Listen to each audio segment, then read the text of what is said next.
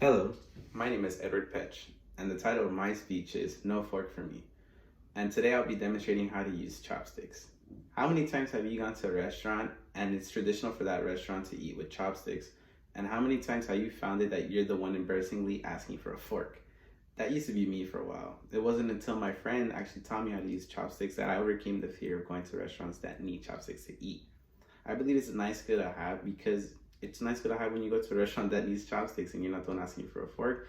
And it shows that you're opening to learning new things such as learning chopsticks or anything else. There's three main steps to have when learning how to use chopsticks. One would be getting a pair of chopsticks. Two, learning the proper hand positioning of those chopsticks. And third would be to practice at home before you go to a restaurant.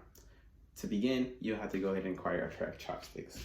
Unfortunately for me, I didn't have a pair of chopsticks at the moment, so I will improvise with two long matchsticks.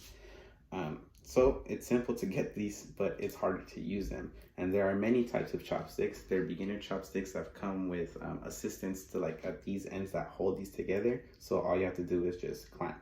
And then there's the more metal chopsticks that are a little more heavier, but you have to know how to use them. So to begin, to learn the proper hand positioning is that you'll put one of the chopsticks in between your thumb and index finger, and that's gonna hold one of the chopsticks. So you'll just hold right here.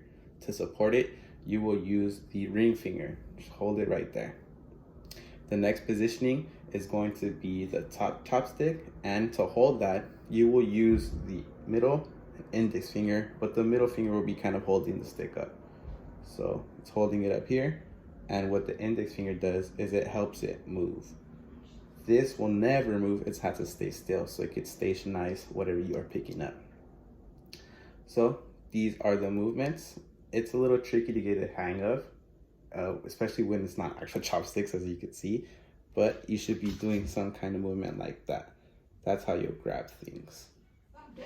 The third step is going to be learning how to pick up food. So for me, nice things to use would be little fruits such as berries, or you can use nuts, or you can use whatever you would like.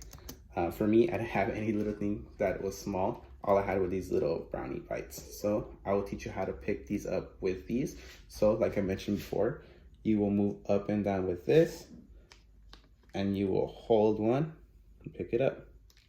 Put it down, clamp, pick it up. And it's that simple. For different foods, it's gonna be very different. Obviously, this is bigger, and I could pick this up easier. Eating rice, peanuts, little things like that will require more skill to holding up. So you'd have to just scoop and hold for some of them, not clamping. So with me teaching you these little steps on how to go ahead and use chopsticks would be, again, one, getting a pair of chopsticks, learning the proper hand positioning and placement of these chopsticks, which is, again, these two for one, to hold proper, and these two to move.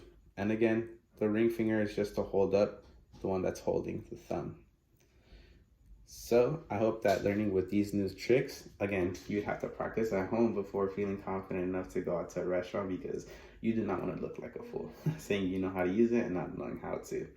But again, just learning these key parts of my speech will go ahead and help you in learning how to use chopsticks. Again, practicing is the key part. And if you're not feeling too confident at all with just using a pair of chopsticks, like I mentioned previously, there are assisted chopsticks for beginners. You could try those out, and then you could work your way up to being a chopstick master soon. Thank you.